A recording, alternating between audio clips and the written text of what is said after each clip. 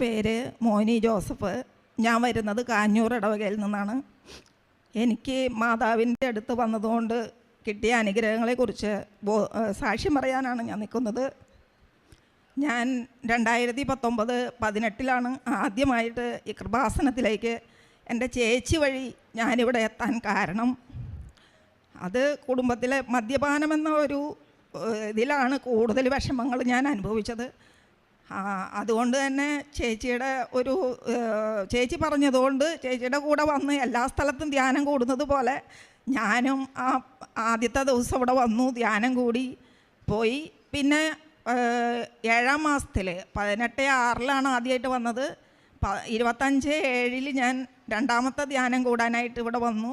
അപ്പോഴും ഉടമ്പടി എടുക്കണം എന്നൊരു ചിന്ത എൻ്റെ മനസ്സിലുണ്ടായിരുന്നില്ല. കാരണം എനിക്ക് അന്ന് ചെറിയൊരു ജോലി ഉണ്ടായിരുന്നു. അപ്പോൾ ഇനി ഉപവാസം എടുക്കാനും ഇതേപോലെ തുടർച്ചയായിട്ട് ഇത് പാലിച്ചു പോകാനും പറ്റുമോ എന്നുള്ള ഒരു അവസ്ഥ എനിക്കുണ്ടായിരുന്നു.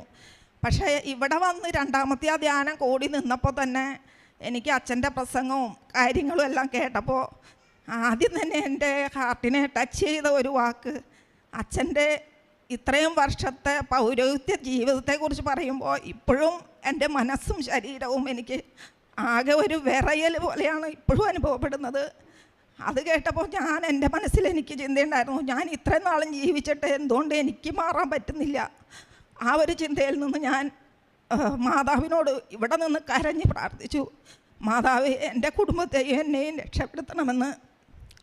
അങ്ങനെ ഞാനിവിടെ നിന്ന് പ്രാർത്ഥിച്ചു. എൻ്റെ കാലിൻ്റെ വിരലിൽ അന്ന് 15 വർഷം മുമ്പേ ഒരു ഇഷ്ടിക വീണ് തന്ത വിരലിൽ നഖം വട്ടം മുറിഞ്ഞ് കാല് ചവിട്ടി നടക്കാൻ വയ്യാത്തൊരവസ്ഥ എനിക്കുണ്ടായിരുന്നു.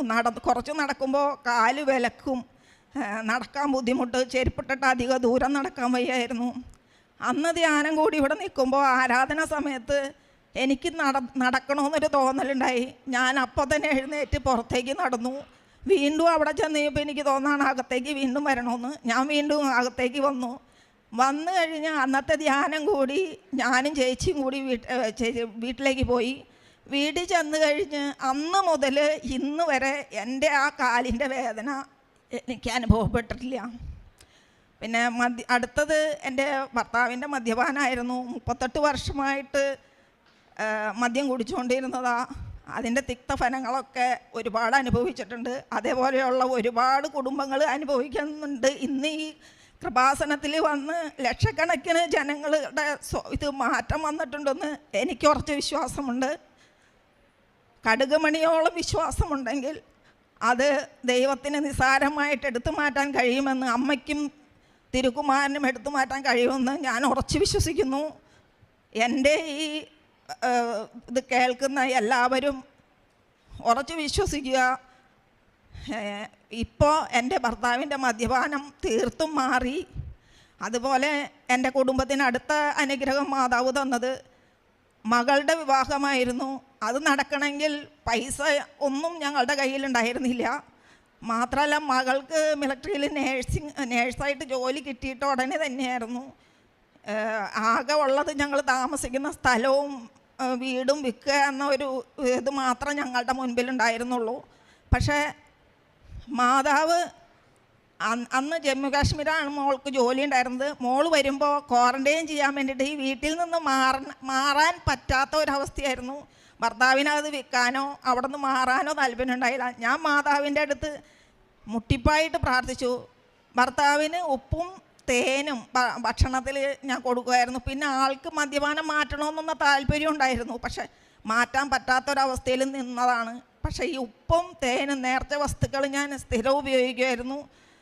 പിന്നെ പ്രാർത്ഥനയുടെ സമയത്ത് ഉടമ്പടി പത്രിക അച്ഛൻ ആദ്യത്തിൽ ഞാനിത് ചെയ്തിട്ടുണ്ടായിരുന്നില്ല. പിന്നത്തെ രണ്ടാമത്തെ ധ്യാനത്തിന് വന്നപ്പോഴാണ് അച്ഛൻ പറഞ്ഞത്, ഉടമ്പടി പത്രിക നമ്മളുടെ പ്രാർത്ഥനാ സമയത്ത് നമ്മളുടെ കയ്യിലോ അല്ലെങ്കിൽ പ്രാർത്ഥിക്കുന്ന സ്ഥലത്തോ എടുത്ത് വെച്ചിട്ട് വേണം പ്രാർത്ഥിക്കാനെന്ന്. ഞാൻ ആ നിബന്ധന കർശനമായിട്ടും പാലിച്ചു. രണ്ടാമത്തെ പുതുക്കലിന് ഞാൻ വരുമ്പോൾ എൻ്റെ മകളുടെ വിവാഹവും കഴിഞ്ഞു, വീടും സ്ഥലവും വിൽപ്പന കഴിഞ്ഞു. അത് കൈമാറ്റം അങ്ങോട്ടും ഇങ്ങോട്ടും കൈമാറ്റമായിരുന്നെങ്കിലും ഒരു നഷ്ടവും വരാത്ത രീതിയിൽ എനിക്ക് മാതാവും തിരുക്കുമാരനും നടത്തി തന്നു. അടുത്ത അനുഗ്രഹം എന്ന് പറഞ്ഞിട്ടുണ്ടെങ്കിൽ ഞാൻ ജോലി ചെയ്യുന്ന സ്ഥലത്ത് 2 സ്റ്റാഫുകൾക്ക് അഹിന്ദുക്കളായിരുന്നെങ്കിലും അവർക്ക് ഈ ഉപ്പും നേർച്ച വസ്തുക്കൾ കൊടുത്തിട്ടാണ്, ഉപ്പും തേനും കൊടുത്ത്. ഒരാൾ ഹാർട്ടിന് കംപ്ലൈൻ്റുള്ള ഒരു മകനായിരുന്നു, ജോലിക്ക് പോവാതിരുന്നതാണ്. ആ മകൻ ഇപ്പോൾ ഓട്ടോറിക്ഷ ഓടിച്ച് അവരുടെ കുടുംബം പുലർത്തുന്നു. ഒരു വീട്ടിൽ മരുമകളും അമ്മായിയമ്മയും തമ്മിൽ മിണ്ടുക പോലും ചെയ്യില്ല. അവർ നേർക്ക് നേരെ നോക്കണത് പോലും ഭയങ്കര ബുദ്ധിമുട്ടിൽ ജീവിച്ച കുടുംബമായിരുന്നു. അവിടെയും ഈ നേർച്ച വസ്തുക്കൾ മാതാവിൻ്റെ അനുഗ്രഹം ഒരുപാട് അവർക്ക് കൊടുത്തു. അവർ 2 പേരും ഇപ്പോൾ ഒരുമിച്ച് ഒരു വീട്ടിൽ നല്ല സൗഹൃദത്തിൽ ജീവിക്കുന്നു. അടുത്ത അനുഗ്രഹം എൻ്റെ മോൻ്റെ കല്യാണമായിരുന്നു. മകന് 30 വയസ്സായി. കല്യാണം കഴിയാൻ അവന് 2 വർഷം കഴിഞ്ഞിട്ട് മതിയെന്നും പറഞ്ഞ് അങ്ങനെ നിന്നു. അത് കഴിഞ്ഞിട്ട് ഞാൻ മാതാവിനോട് പറഞ്ഞു, അമ്മേ, എനിക്ക് ഇത്രയും കാര്യം നടത്തി തന്ന അമ്മയല്ലേ, എനിക്ക് വേറെ ആരോടും പറയാനില്ല, അമ്മ തന്നെ എൻ്റെ മകൻ്റെ കാര്യവും നടത്തി തരണമെന്ന് പറഞ്ഞു. ഈ കഴിഞ്ഞ നവംബർ 14-ാം തീയതി ഇൻഡോറിലാണ് മരുമകളുടെ വീടെങ്കിലും അവൾ ആലപ്പുഴ ആണ് അവളുടെ അപ്പൻ്റെ വീട്. ഇവിടെ നിന്ന് അമ്മയുടെ നാട്ടിൽ നിന്ന് തന്നെ ഒരു പെൺകുട്ടിയെ ഞങ്ങളുടെ കുടുംബത്തിലേക്ക് കൊണ്ടു തന്നു. അവൾ അയർലൻഡിൽ നേഴ്സായിട്ട് ജോലി ചെയ്യുന്നു. ഇപ്പം മകൻ അങ്ങോട്ടേക്ക് പോവാനായിട്ട് തയ്യാറെടുത്തുകൊണ്ടിരിക്കുന്നു. ഇത്രയും അനുഗ്രഹം ഞങ്ങളുടെ കുടുംബത്തിന് നൽകി. വീടും സ്ഥലവും വേറെ പുതിയത് തന്നെ മാതാവ് ഞങ്ങൾക്ക് വാങ്ങിച്ചു തന്നു. അതാണ് അതിലും ഏറ്റവും വലിയൊരു അത്ഭുതം. ഞങ്ങളുടെ കുടുംബങ്ങളിൽ എല്ലാവരും പറയും ഇതൊരു മഹാ അത്ഭുതം തന്നെയാണ്. ഒരു കാരണവശാലും മാതാവിൻ്റെ അനുഗ്രഹത്തിന് ആരും കുറച്ച് കാണരുത്. മാതാവും തിരുക്കുമാരനും നമ്മളുടെ കൂടെ എപ്പോഴും ഉണ്ടാവും. നമ്മൾ ഉറച്ച് വിശ്വസിക്കുക. കോടാനുകോടി നന്ദി പറഞ്ഞ് എൻ്റെ ഈ ജീവിതം മുഴുവൻ ഞാൻ മാതാവിനും തിരുക്കുമാരനും സമർപ്പിച്ചുകൊണ്ട് നിർത്തുന്നു.